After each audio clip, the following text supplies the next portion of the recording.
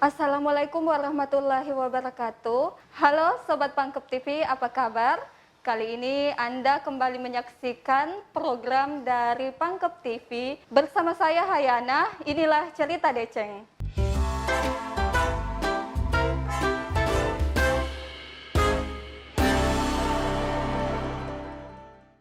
Nah, di episode hari ini kita akan membahas tema tentang mengenal lebih dekat Dinas Ketenagakerjaan.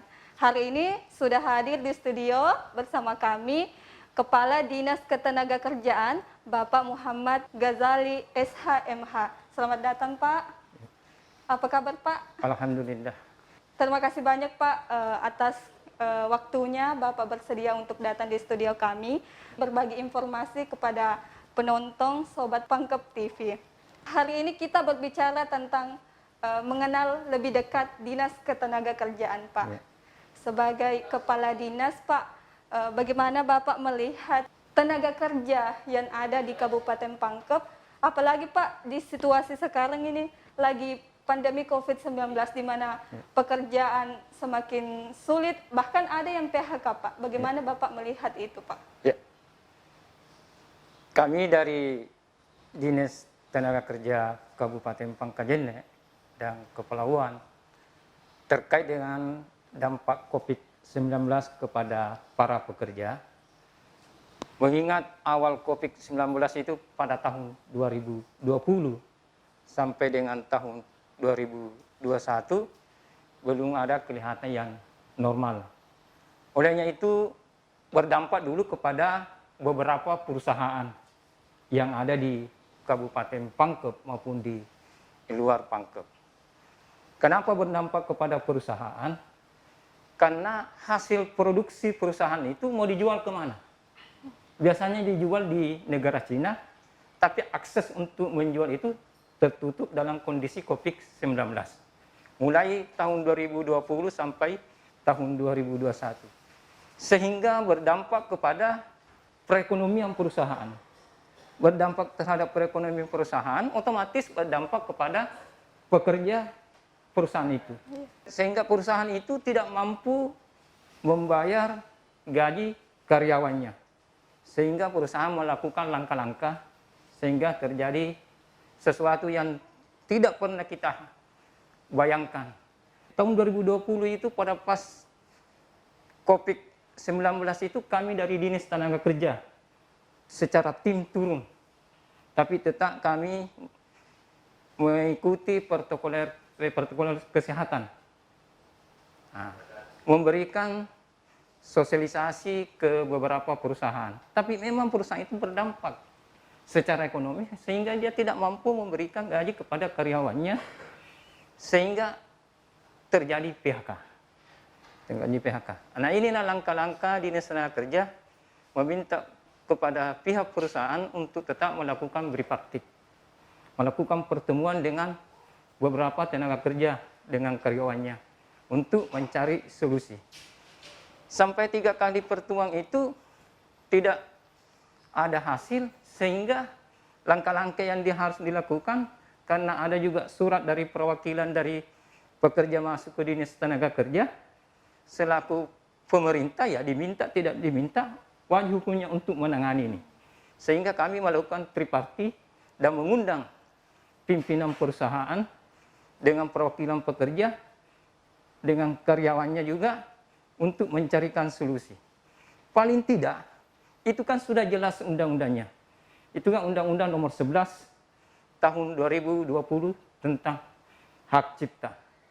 Kalau perusahaan memang mau melakukan PHK, ya harus konsekuensinya dibayarkan haknya itu ke tenaga kerja itu. Sehingga alhamdulillah sampai beberapa perusahaan kami undang di Dinas Tenaga Kerja ada solusi, ada kata sepakat untuk membayar karyawannya. Sehingga dalam kurun waktu tahun 2020-2021 tidak ada keributan di wilayah Pangkep. Karena kenapa? Di sinilah Dinas Tenaga Kerja berdiri di hadapan pimpinan untuk menyelesaikan persoalan ketenaga kerjaan. Jadi ada pekerja yang pergi ke Dinas Ketenagakerjaan meminta untuk diselesaikan masalahnya Pak. Terus dari Dinas Ketenagakerjaan melakukan pertemuan antara pimpinan perusahaan dengan pihak-pihak yang terkait di Dinas Ketenagakerjaan. Nah, saya pikir itu sangat bermanfaat sekali, Pak. Tapi terkait dengan program kerja yang dimiliki Dinas Ketenagakerjaan, Pak, apakah ada penyesuaian di tengah situasi ini, Pak, yang terjadi? Apalagi mungkin, Pak, di Dinas Ketenagakerjaan ada bidang-bidang yang dimiliki, Pak. Boleh dijelaskan apa itu saja, Pak? Dinas Tenaga lahir berdasarkan Perda nomor 4 tahun 2016 dan ditindaklanjuti Perbuk nomor 6 tahun 2016. Tugas dan fungsi Dinas Tenaga Kerja itu berada dalam posisi tipe C, masih posisi tipe C. Jadi bidang yang dimiliki yang bekerja hanya 2, bidang penempatan dan bidang hubungan industrial. Ditambah dengan UPTD BLK, karena UPTD BLK itu di bawah naungan Dinas Tenaga Kerja. Saya menjelaskan terkait dengan programnya, mulai daripada Dinas Balai Latihan Kerja, UPTD BLK. UPTD BLK ini harus punya inovasi, harus ada petunjuk dari pimpinan. Paling tidak untuk melakukan program kegiatan, terutama masalah pelatihan, harus berbasis kompetensi. Jangan lihat kuantitas, kita lihat kualitas.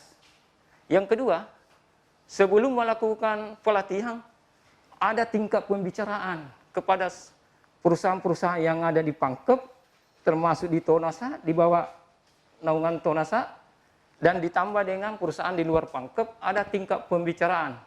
Karena sebelum melakukan pelatihan, kita komunikasikan dulu apa-apa yang dibutuhkan itu perusahaan. Baru kita lakukan pelatihan sesuai dengan pesanan perusahaan. Begitu selesai dilatih, tidak terjadi lagi pengangguran. Langsung direkrut masuk. Supaya betul-betul anggaran yang diberikan oleh pimpinan betul-betul terarah. Begitu masyarakat dilatih, langsung terkomodir masuk di beberapa perusahaan. Itu untuk UPTD BLK. Yang kedua, untuk bidang penempatan. Bidang penempatan itu harus juga punya inovasi yang namanya job fair. Mudah-mudahan dalam situasi COVID-19 ini pada tahun 2022, dalam kondisi normal, ada program kegiatan tahun 2022 yang kami lakukan itu, yaitu job fair. Bagaimana mempertemukan antara pekerja dengan perusahaan. Iya, Pak. Karena jangan sampai sudah punya skill tapi bingung mau cari lowongan di mana. Iya. Nah, disitulah nanti ada stam-stam beberapa perusahaan nanti kami memfasilitasi berupa tenda. Nah, di situ ditempatkan semua perusahaan-perusahaan. Di situ langsung masyarakat atau tenaga siap pakai untuk menyampaikan keinginannya untuk mendaftar di beberapa perusahaan itu. Dan alhamdulillah tahun kemarin itu ada beberapa anak-anak daerah Pangkep yang sudah terkomodir, bahkan ada di Jepang, ada di Korea untuk bekerja. Karena itu salah satu inovasi dari Dinas Tenaga Kerja melalui bidang penempatan. Yang kedua, program yang ada di bidang penempatan itu, misalnya harus ada pembinaan kepada beberapa LKPS yang ada di Pangkep. Termasuk yang ada di Kampung Inggris. Ada anak LKPS yang harus dibina supaya LKPS itu bisa tumbuh dan betul-betul mengarahkan kepada anak-anak kita atau calon-calon pekerja yang siap pakai terarah untuk melakukan kegiatannya. Itu saya rasa begitu. Yang ketiga, terkait tadi masalah bidang penempatan itu, harus proaktif mencari informasi-informasi ke beberapa perusahaan, apa-apa yang mau dibutuhkan, lowongan apa yang mau terbuka. Nah, itu nanti pada saat masyarakat atau anak-anak adik-adik kita yang mau mencari pekerjaan pada saat dalam pengurusan AK1, kita bisa memberikan informasi bahwa ada perusahaan terbuka misalnya di Sulawesi Barat atau yang ada di Kendari. Itu. Kalau berarti ada penyesuaian antara apa yang dibutuhkan di perusahaan Iya. dengan apa yang diberikan keahlian atau pelatihan di BLK. BLK.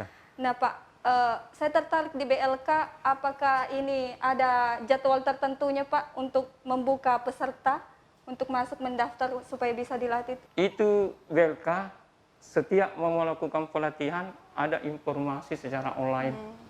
Jadi masyarakat tinggal membuka online-nya untuk mendaftar di pelatihan di BLK itu.